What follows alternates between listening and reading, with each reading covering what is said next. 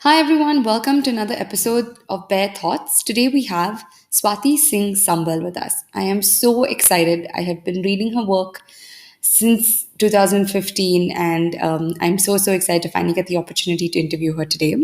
Swati is a renowned researcher on resource management in India and on the global south. She has worked extensively in this context and has worked on implementation of policies and practices on affordability and effectiveness of waste management practices. When she's not super busy working, she actually writes poetry and is a published poet and is immersed in wilderness. She loves urban gardening, of course, is a zero waste practitioner, and encourages many others to follow their pursuits to protect the planet. Welcome, Swati. So thrilled to be here. Great. Swati, do you want to just start off by telling us a little bit about yourself? Okay. I'm Swati, and I've been working in the field of waste management past 10 years now. And I'm a waste practitioner, a resource practitioner, who's been working very closely with governments and municipalities, both in India but also in global South and South Asia. My forte is into setting up affordable and effective waste management systems. And I think getting into waste has taken me across the globe to different places, has really opened my eyes on the issues, the problems, the challenges.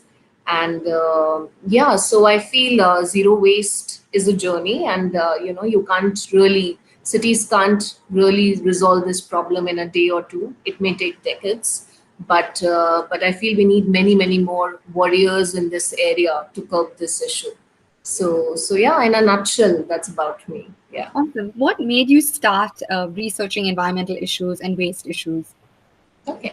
I did my engineering in energy and environmental engineering, and I think it was that course that kind of opened horizons for me in terms of where do I want to go and what do I want to do. And I think one thing I was very clear about was that I wanted to set my foot on something related to environment. I used to read this magazine Down to Earth since ages, and I think back in 2009-10, when I passed out of college and was looking for organizations to work into, I definitely didn't want to get into a corporate world or a consultancy world, but wanted to work with groups or NGOs who were at the forefront of it. And probably that time, or even till date, CSE is the only organization that kind of works on various issues. It has history of environmental activism and decades of research and policy advocacy work. So I knew that I want to go there and I want to work there. And I think I just got a chance. Like immediately I passed my master's, got a chance to get into CSE. And I think that kind of opened my world into environmental advocacy, environmental politics, because I feel we only focus on the science in terms of education, but then there's a wide politics around different subjects, and of course with environment, there's a hell lot of it.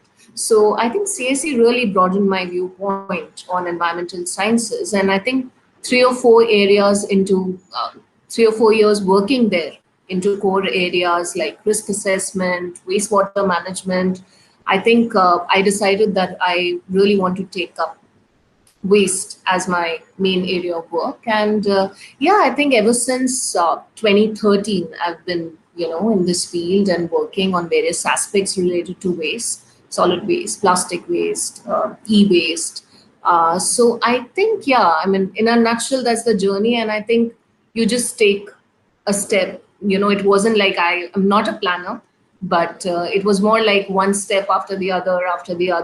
And of course, you really need a hell lot of passion and enthusiasm to do anything in this area. I think no one knows it better than you to take things forward. So I think it was more like taking things year after year and kind of knowing that, yeah, this is my calling and this is what I want to do. And yeah, one thing after the other happened. And presently I'm with the United Nations Human Settlement Program, and also in the same area, working on waste management. But I think it was CSE that kind of uh, made a solid foundation and backbone for me. Yeah. Great. Thank you so much for sharing your journey. Can you, I know I read your articles around waste, especially about underserved communities, how we can work with waste pickers to institutionalize them.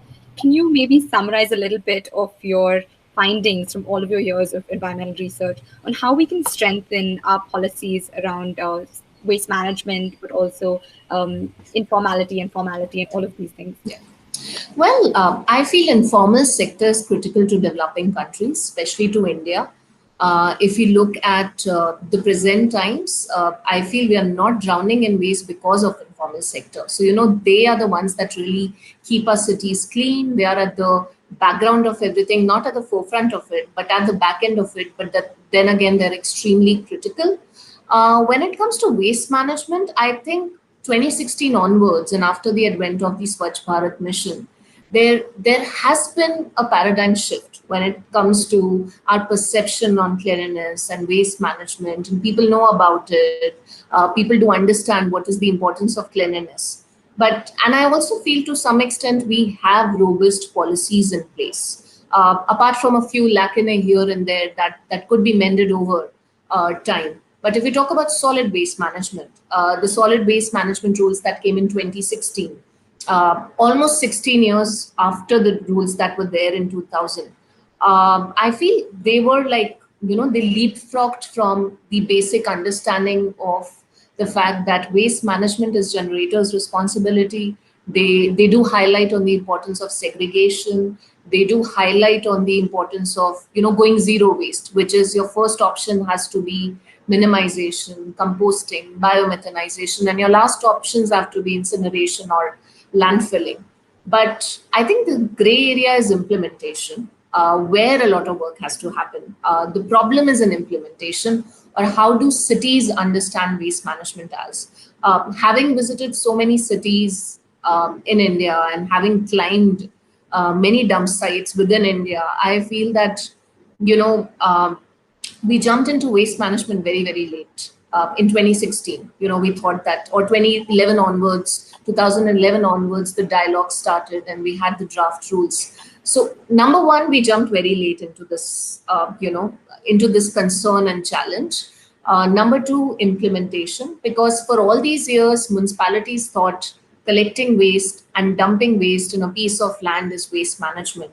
So 2016 onwards, like you had to really narrate it to them that segregation is important, ensuring end-to-end channelization of the segregated waste is important, having decentralized processing centers over centralized facilities is important. Not having landfill. I mean, landfills shouldn't be your number one criteria. You, of course, not dump your waste in someone else's backyard. So, so changing that narrative, I feel so far has been the challenge. There have been some cities who were already good at it. There are many case studies in the country which were hidden. And, I think over a course of these 8 or 9 years, they've come into limelight. For instance, there's a 5 point segregation in Panaji, wherein we talk about 3 point segregation, but Panji in Goa does it into five streams. In Kerala, cities have already been reducing waste. I mean, I always bring in Kerala, but cities have been already reducing and minimizing since ages, and they've been practicing source segregation into their households, composting at source, or making biogas at home, using that fuel for cooking since ages. Or there's Mysuru, or there's Ambikapur in Chhattisgarh, or there's Panchgani in Maharashtra. So I feel there are a lot of good practices happening in remote corners across India. But the problem is the replication is not happening. So if Kerala is doing something, why can't Delhi learn from it? Or if Panchgani in Maharashtra is doing something, why can't Pune? Pune also to some extent is decentralized, but I guess as the cities have mushroomed in terms of population, what also has happened with Bangalore.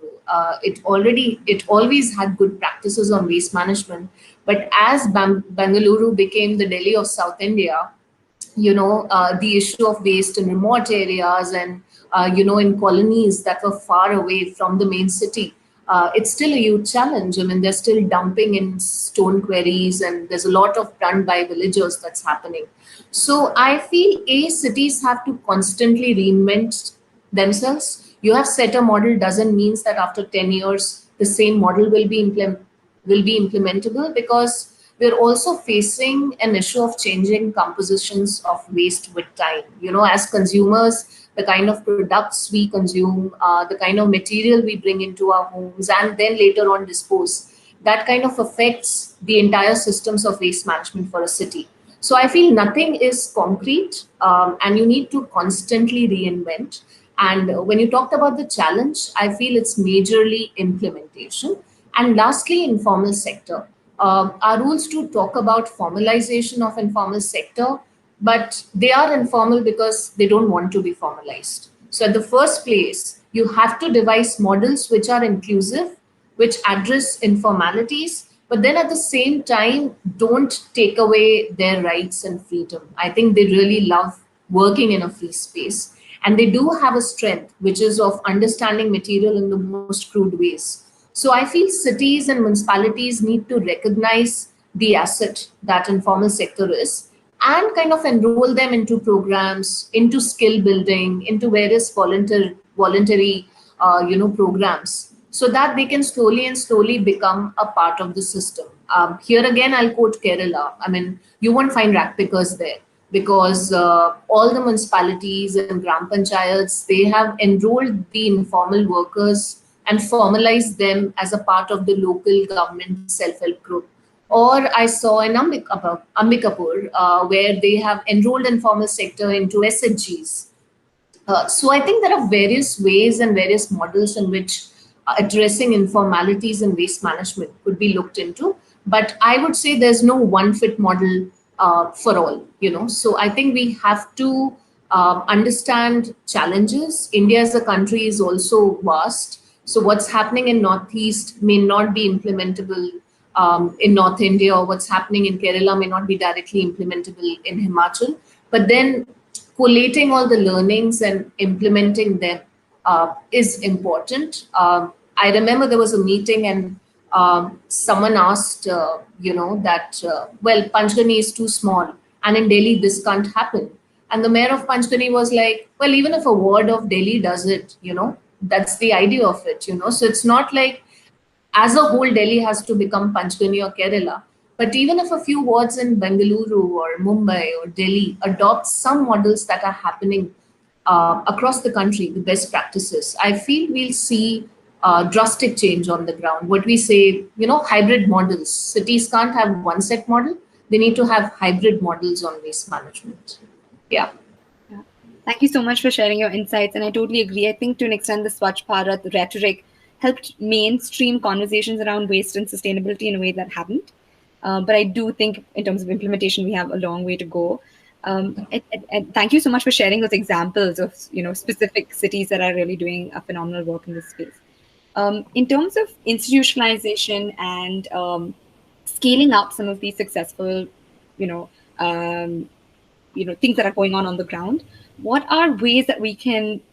How do we implement things across the country? So how do we basically take on these small examples but make it more mainstream? I I think I would like to share an intervention that I was a part of in Bihar past few years, not now. And we were trying to convert the city Muzaffarpur into a decentralized solid waste management model, and it took about 3 years to do that. And but the major part of the work was also to change the narrative of the state urban department, and ensuring that they push for decentralized movement in the state of Bihar, because at no cost Bihar having a waste to energy plant, it didn't make any sense at all, because it's not an industrial state to start with. And we replicated this model. And I remember I was a part of the committee of the state urban department, and there used to be these slab committee meetings that used to happen every 3 months or 4 months. And a major part of our work was to convince state urban department to devise its strategy on decentralized waste management, to ensure the state has its own bylaws and practices on sustainable waste management, and also to get a buy-in from them that once this particular city gets changed in terms of having adopted decentralized systems on waste management, Why don't you replicate this in other cities? So once we finished Muzaffarpur, there was an order that was passed by the state to ensure a similar model is replicated in about 102 ULBs in the state of Bihar. More so because it was affordable, it was effective, it was low cost, and every municipality to some extent, it was scalable. Like you could do 50% of it, you could do 100% of it, you could do 20 to 30% of it, depending on the bandwidth and the existing infrastructure that you have.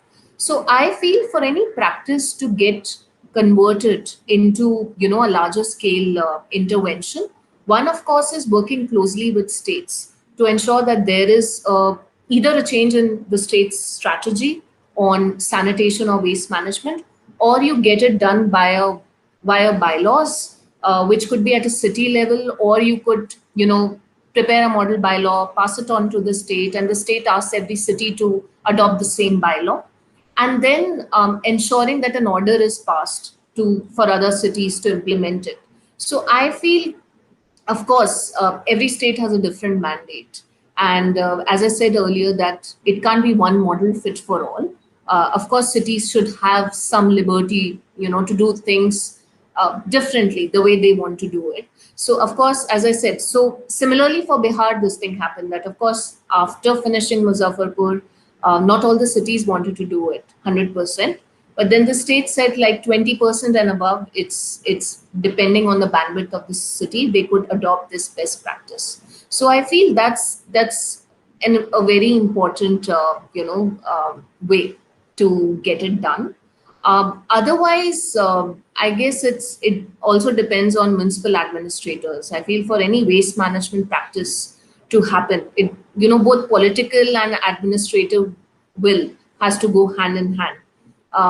So there are cities where either the commissioner is so strong that he or she wants to get something done, it happens. Or there are cities where politically there is so much support and mandate on waste management that even if the commissioner is not interested, still things will happen because it's a top bottom pressure or it's a bottom up pressure. So I feel there are different ways of doing it. Again, there's no one fit method, but yeah, either at state level or at city level or then at central level, what SBM does on a wider scale, sharing best practices, sharing documents, or tweeting about it. So I guess so central, state level, and regional or local level. These are the three ways in which broadly various interventions of best practices can be replicated. Yeah. Great. Thank you so much for breaking that down for us.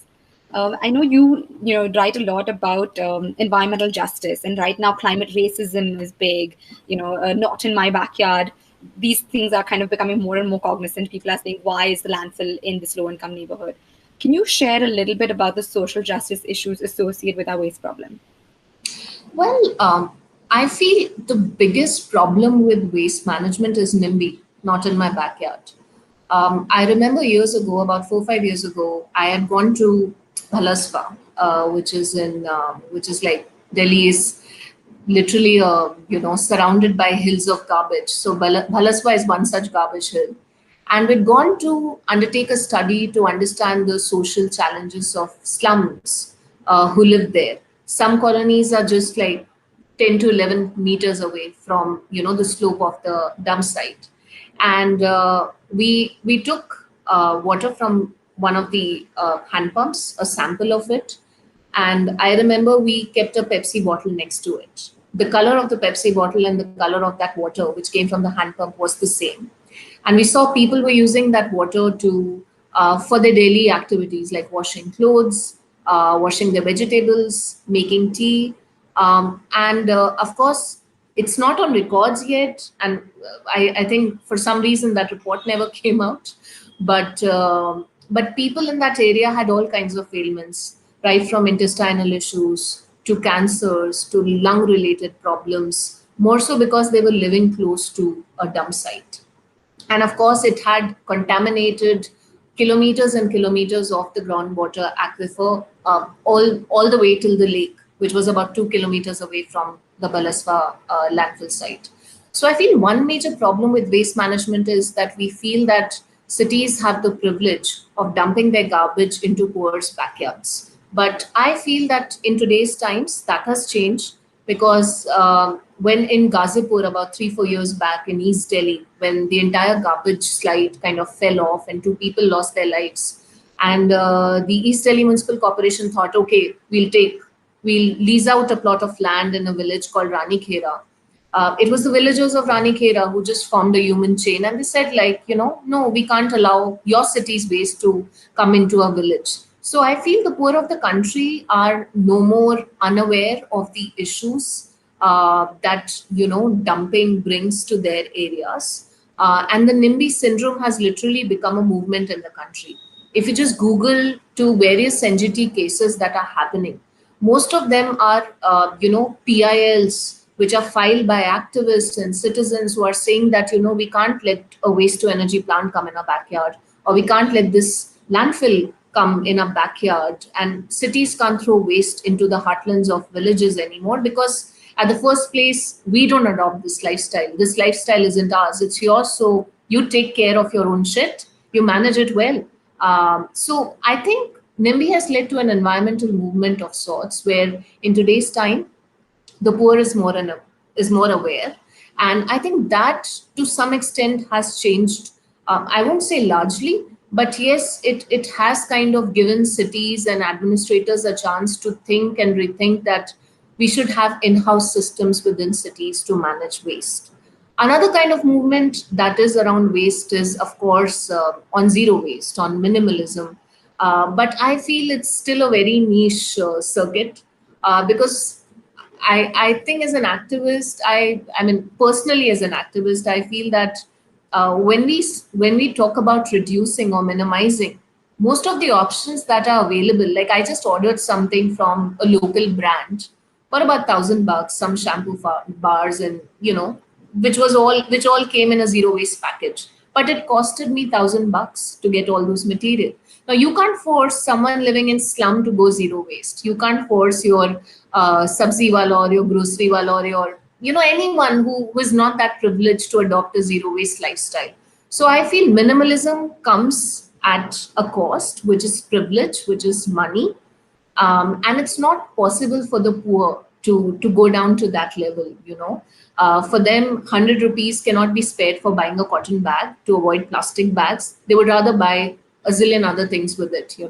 So I think that gap has to be dissolved slowly and slowly, and that's why I feel the market will change once consumers start demanding for sustainable products. I mean, we keep on shouting and howling on the issue of plastics and how single-use plastics, also in the time of pandemic, how they have infiltrated our lives. But I also feel it's very much an individual choice on what you want to buy, because at the end of the day you're going to the mall, you're going to the grocery store, so you decide. So I feel rather than blaming the company, you start demanding sustainable products. The moment the demand increases, automatically the pricing for all these commodities will slowly and slowly come down, and probably then we could ask the poor or people who are not that privileged to go for sustainable choices. But till the time that gap is not met or is not worked around, the entire demand supply paradigm, I think it will be very difficult to say that everyone in the country will stop using plastics. People use plastics because it's cheap, it's the cheapest material out there. Yeah. So I think you said lots of great things. One was, I think, about the not in my backyard has led to a little bit of a polluters pay principle that's being adopted more and more now. I think that's really an interesting concept. And then I think minimalism being not so accessible, or the price points of sustainable products not really being a mass market product for our Aam Aadmi Indian. So I think these are really great points that you've made. But I also think it's an economies of scale problem and solution. So as more people are, demanding better products, and better legislation to maybe create some incentives for small companies that are trying to create more sustainable products. Um, so I think hopefully it'll be help with bring down the prices of those sustainable alternatives, and then hopefully make it more mainstream. yeah. Awesome. So how do you incorporate circularity into your life? How do you live a zero waste lifestyle? Okay. Well, I won't say that I've been doing this since ages. I think it's been a few years, and I also feel zero waste is a journey. and I'm not 100% zero waste, but I feel every day you kind of figure out and try some alternative or the other. But as a start, I do segregate at source into about 9-10 items primarily.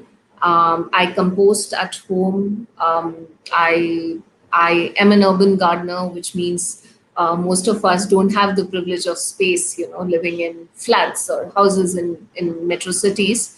But I do ensure that I grow a few basic things, which are required for day-to-day cooking. And I do believe in the multiplier effect. So that's something which I do. If I know something, I will ensure that people around me work around it. So I remember in my last job, I used to manage a big team, and the moment anyone used to join, I used to check with them, do you compost? Like, you're working on waste management. If you don't do this bit, like segregate and compost, then you can't work in my team. So you better start acting on it or composting. So, I believe very strongly in that multiplier effect, that an individual has the potential to bring change. Rather than asking for change, you can do it yourself. So that's something which I'm at it in many ways as I can. And yeah, I mean, I think I'm very active on what's happening around. We do talk about the dearth of information, but I feel there's a lot of information around, and there are a lot of best practices that are happening around. So as an individual, I do make sure if I come to know there's something very interesting happening in Philippines, so I'll try to reach out to that person and would want to know what's happening, or something happening in Nepal, which I could then learn and help a municipality with. So I feel in that sense I'm very active in terms of trying to collate information, best practices, and ensuring that exchange of information happens, because that is I think that is not happening, which kind of leads to what we talked about. Implementation is not happening or change is not happening. It's also because there's no exchange of information that's happening, effective exchange. So I think I'm very much at it. I'm a sucker for best practices. Like, I'm really interested in knowing what's happening around, and if there's an issue, why is that issue prevalent? Yeah. So that's about it. Great tip for all of our listeners. If they ever want to work with Ms. Swati Sambal, you must compost and segregate all of your waste. So, Swati, what does sustainability mean to you? Well, I think, uh, I mean, okay, when we say zero waste, or when we say, circularity, I feel no one really understands. Circular economy is the buzzword, everyone is using it, but no one really understands it. And I also feel that sustainability, to me, is having a very localized approach towards interventions when it comes to environment or any sector for that matter, for all our countries. One issue that most of the developing countries face, and that's why most of the times we go south and not to the right direction, is because we feel a practice in the best, in which is happening probably in a Western country, could resolve an issue which is prevalent here.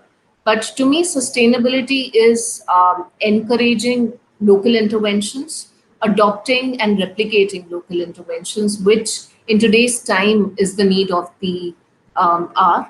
It also means closing the loop through various means when it comes to resources, because what is filled for you is a resource for someone else. So I think that passing on the parcel uh, thing actually works in the waste value chain.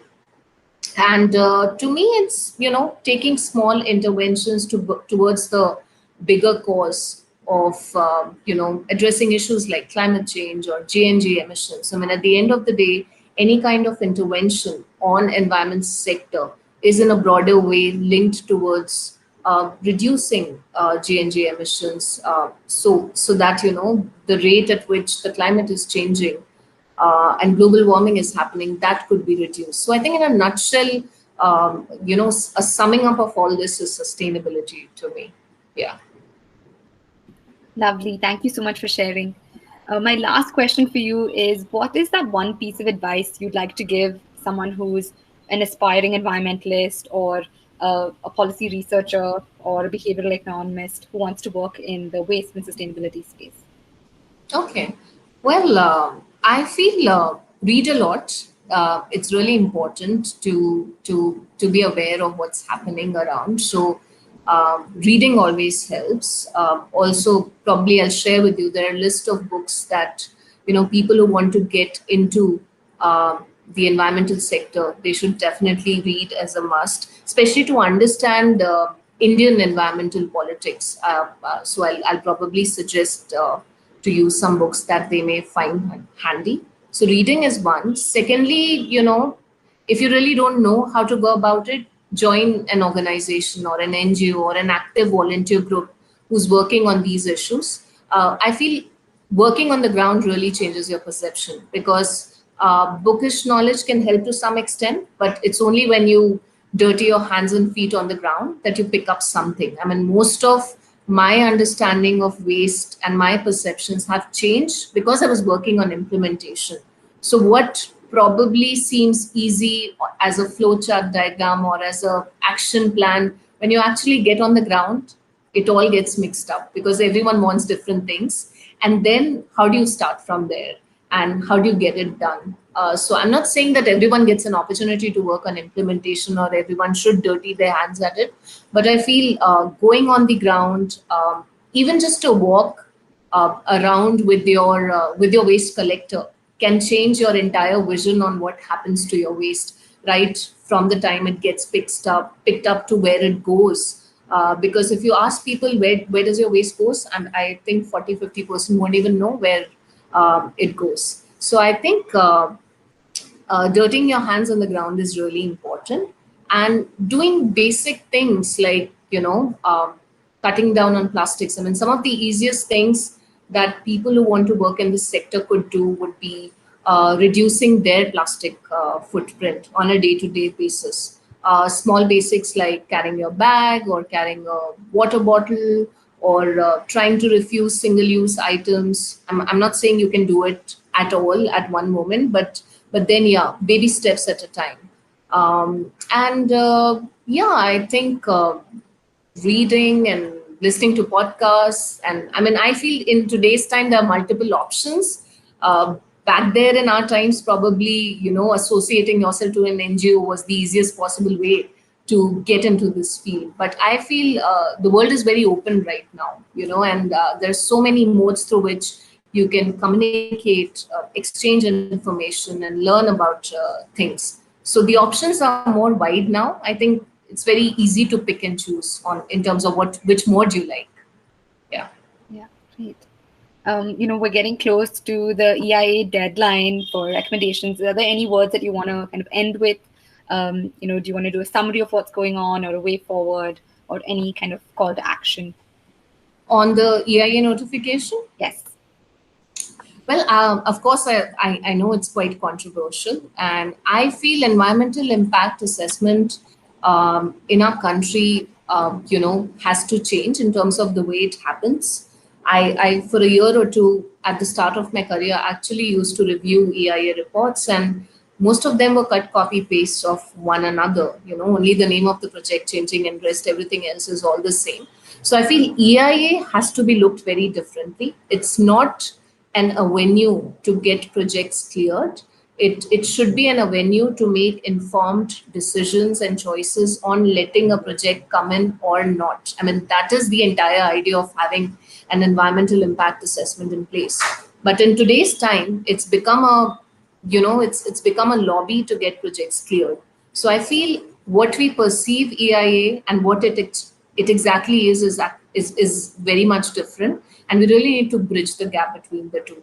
So an EIA, in my opinion, should be to make informed decisions and choices to get projects cleared in a manner so that they don't affect environment at all, and especially all those mandates wherein a project shouldn't come in a sensitive area or in a sensitive habitat or eco-sensitive zones or CRZ zones. All those modalities shouldn't be violated at any cost, which presently is happening, and quite shocking. Yeah, I mean, not really happy with the way things are going in this area.